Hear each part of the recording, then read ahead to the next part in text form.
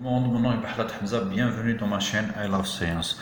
Aujourd'hui, on va entamer la deuxième partie de SQL dans R. On va voir la commande select avec la clause limit, la commande select avec la clause where.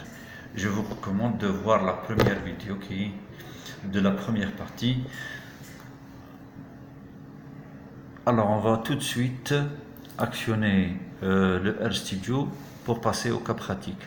Donc, on va utiliser juste à titre de rappel, la base de données Customers, qui contient l'identifiant des entreprises, le nom des entreprises, les personnes à contacter au niveau des entreprises, l'adresse de l'entreprise, la ville, le pays et le capital en millions de dinars pour chaque entreprise. On passe directement donc aux requêtes SQL. Avant d'entamer les requêtes SQL, donc il faut utiliser le package SQL DF. On va maintenant ouvrir la bibliothèque SQLDF. Donc on écrit library SQLDF et je clique sur et j'active la bibliothèque SQLDF. Donc on va commencer tout d'abord par la clause limite. La clause limite, qu'est-ce qu'elle fait la clause limite? La clause limite est utilisée dans une requête SQL pour spécifier le nombre maximum de résultats que l'on souhaite obtenir. Je donne un exemple. Si je veux afficher les 3 premiers enregistrements d'une base de données, bien sûr ordonnée par ordre de saisie, supposons que je vais afficher le nom d'entreprise et le capital. Donc select nom entreprise capital from customer. Donc je limite les nombres d'enregistrements à afficher au nombre de 3. Donc si je clique alors sur Run, j'ai les 3 premiers enregistrements qui se trouvent dans la base de données. Alors maintenant, si je veux afficher les 3 premiers enregistrements qui ont les capitaux les plus élevés, alors dans ce cas, je dois trier les capitaux par ordre décroissant. Ça veut dire que je commence par la valeur la plus élevée du capital et ainsi de suite. Donc dans ce cas, je fais select non enterprise capital from customer order by. Donc j'ordonne d'abord la base de données par rapport au capital. Donc ça commence par le plus grand capital et je descends. Donc je fais order by avec l'option DSC, ça veut dire par ordre décroissant, et je limite l'affichage au nombre de 3 enregistrements. Dans ce cas, quand vous constatez, si je clique, donc j'ai le plus haut capital c'est 300, 150 et 100. Maintenant, si je veux afficher les deux dernières entreprises qui ont les capitaux les plus faibles. Donc dans ce cas, je laisse le capital, donc j'ordonne la base de données par un ordre croissant. Je commence par le plus faible capital jusqu'au maximum. Alors, le capital, le plus grand capital. Alors dans ce cas, je fais donc select non entreprise capital from customer order by capital par ordre croissant, limité à 2 enregistrements, et alors je vais nettoyer d'abord et j'affiche. Alors comme vous constatez, j'ai les 2 entreprises et je commence par le capital le plus faible et je monte. Donc j'affiche les 2 plus faibles capitaux. Maintenant je passe à la clause where. La clause where donc est utilisée en complément, bien sûr, toujours avec la commande select. Elle permet d'extraire les lignes d'une base de données qui respecte certaines conditions dictées, bien sûr, par where. Alors, je donne un petit exemple. Si je veux afficher tous les clients algériens, donc ici, algérien, donc je dois utiliser le champ pays qui mentionne le pays. Donc ça, c'est where avec un texte. Dans ce cas, pays égale Algérie.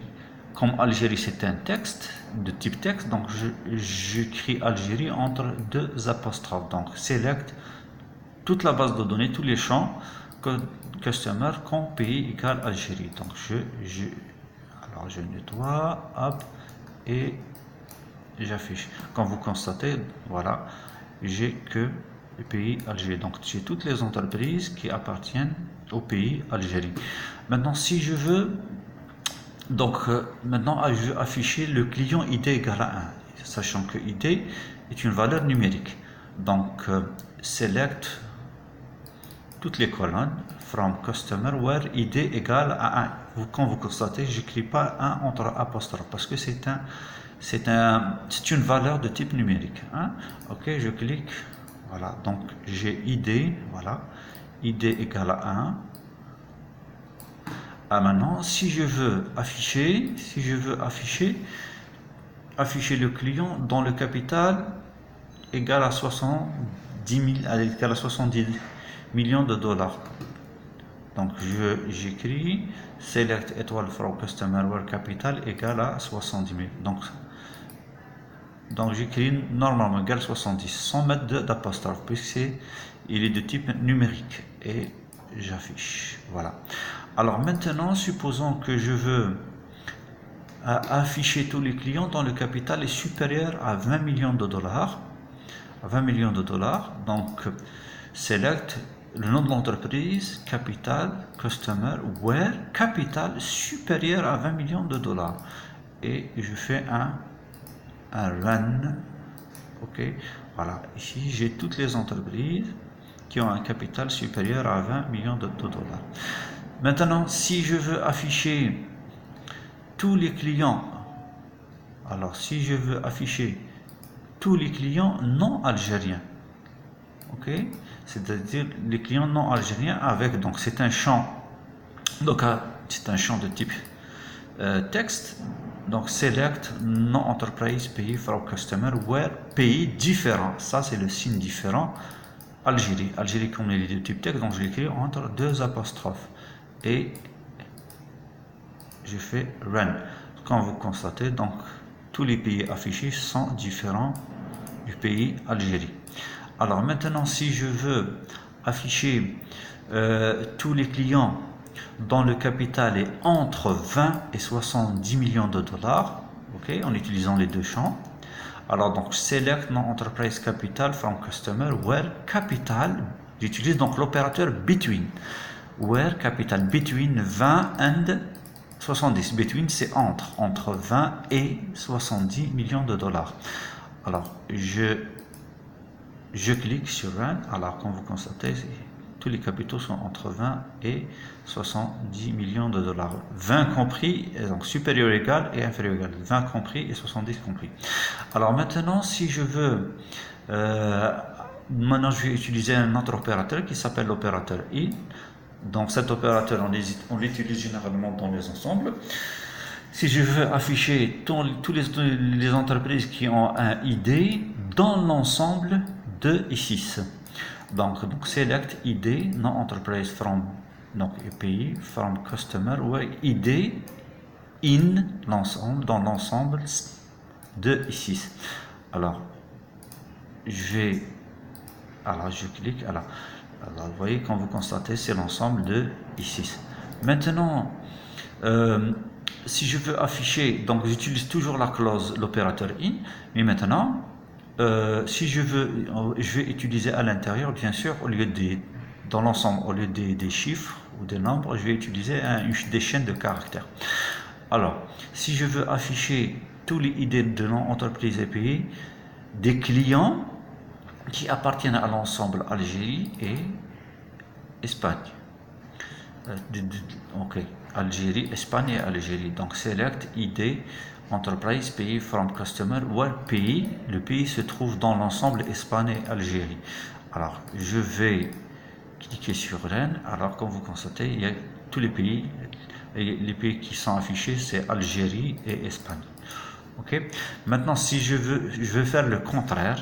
Si je veux afficher tous les pays qui n'appartiennent pas à cet ensemble, donc au lieu de mettre in, je vais rajouter not in cet ensemble, not in Espagne, Algérie.